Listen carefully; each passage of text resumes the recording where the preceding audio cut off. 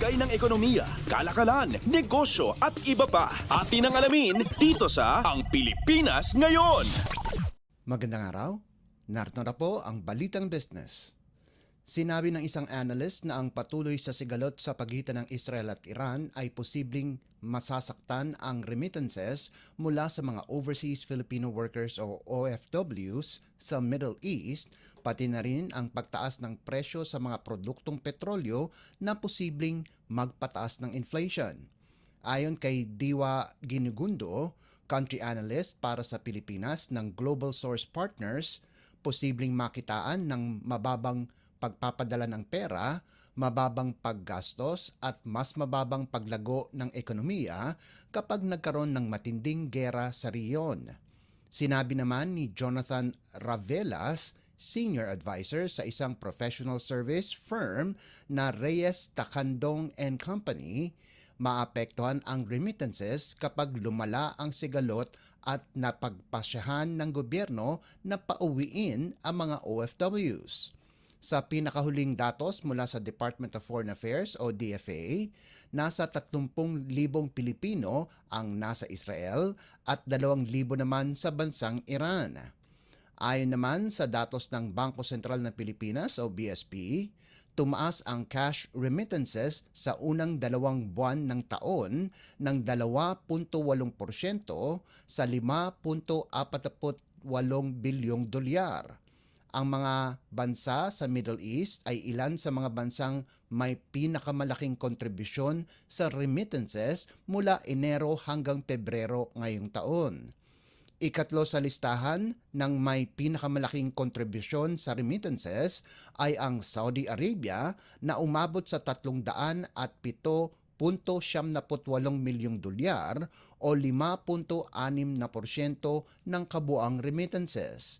Ang United Arab Emirates naman ay bumubuo ng 3.8% ng kabuang remittances mula Enero hanggang Pebrero sa 260 o 6.29 milyong dolyar. Ang remittances naman mula sa Israel ay bumaba ng 1.5% sa 24.4 na milyong piso kumpara sa kaparehong panahon noong 2023. Wala namang naitalang remittances ang BSP para sa bansang Iran. Lagay ng ekonomiya, kalakalan, negosyo at iba pa. Atin ang alamin dito sa Ang Pilipinas Ngayon. Binuksan ng Philippine Economic Zone Authority o PEZA ang 2 bilyong pisong Tanza Container Terminal Incorporated o TCTI sa Metrocast Industrial Estates Special Economic Zone o MIESEZ sa lalawigan ng Cavite sa tulong ng Asian Terminals Incorporated o ATI. Ang inaugurasyon ay pinasilayan ni PEZA Director General Tereso Panga, DP World Chairman at Chief Executive Officer o CEO, His Excellency Sultan Ahmed bin Sulayem, ATI President Mr. Eusebio Tanco, Tanza Vice Mayor Honorable Arcangelo Matro, Bureau of Customs o BOC Commissioner Honorable Bienvenido Rubio at Trade and Industry o DTI Regional Director Ms. Marisa Argente. Ang 4 na ektaryang TCTI ay may kapasidad na 100,000 20-foot equivalent unit o TEUs at static capacity na 2,500 TEUs kada taon. Inaasahan na ang TCTI ay makakapag-alok ng barge terminal services para sa mga PEZA locator firms. Magkakaroon ito ng direktang ugnayan sa Manila South Harbor para mapaganda ang paglipat ng mga container. Ang lisensya ng terminal ay inaprubahan ng BOC noong Marso 25.